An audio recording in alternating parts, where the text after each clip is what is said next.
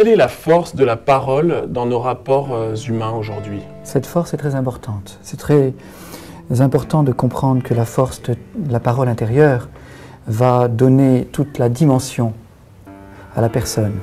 Mais cette dimension va ensuite se propulser dans le monde extérieur. Donc cette parole qui est induite dans l'humain va pouvoir être partagée et permettre à l'autre, à celui qui écoute, à celui qui entend, à celui qui reçoit, de peut-être s'autoriser tout simplement à ouvrir des portes, à ouvrir un chemin, à ouvrir un horizon. Donc la parole émise est une parole qui doit être responsable parce qu'elle va permettre justement l'échange et le grandissement de chacun. Alors justement, à quel type d'individu s'adresse cet ouvrage? À tout le monde en fait. J'aimerais que cette écriture touche chaque personne qui veut bien se donner le temps, les moyens de recevoir ce qui est écrit et ce qui est dit, ce qui est donné là. J'ai voulu le plus généreusement possible m'adresser à chaque individu parce que la parole est en chacun et que la parole est donnée à tous. Et justement, quel message avez-vous voulu transmettre à nos futurs lecteurs?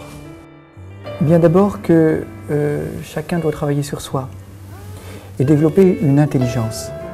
Cette intelligence doit passer par tous les cœurs et tous les corps, que ce soit les corps physiques, sensibles, émotionnels, psychiques, le corps astral, tous les corps qui permettent à l'individu de réunir les énergies qui le composent et dans lesquelles on va trouver toutes les forces et cet équilibre, cette énergie qui va donner la puissance et les ressources.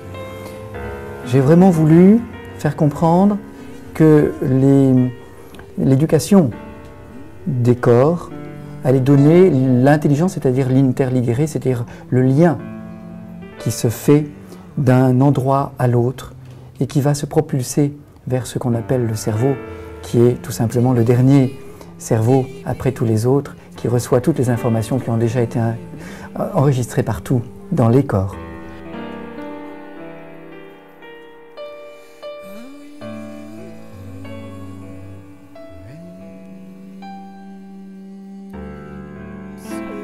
En quoi votre métier de chorégraphe vous a-t-il permis d'écrire cet ouvrage? Quand je crée une chorégraphie, je conjugue le temps. Il y a l'entrée et la sortie, et entre les deux, il y a un espace-temps à gérer, avec des personnes qui ont une sensibilité, une morphologie bien sûr, mais aussi tout un monde à laisser émerger. Ce sont les danseurs qui vont permettre à l'œuvre d'exister, c'est-à-dire qu'ils vont lui donner vie.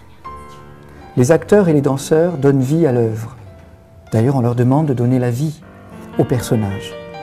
Et non pas de rentrer dans le personnage, ce qui me paraît totalement faux, mais de laisser le personnage rentrer en eux, c'est-à-dire les hanter. Alors la vie est là. Et cette vie, je l'ai vécue en tant que chorégraphe, en la mettant en scène, en la transmettant au public. Aujourd'hui, je vais écouter les vies qui me sont proposées et qui me sont confiées. Et à cette écoute, j'essaie de trouver les outils qui vont permettre de guider et qui vont permettre de créer un espace-temps possible pour que les lumières se fassent, que les chemins s'ouvrent et que les objectifs soient réalisés.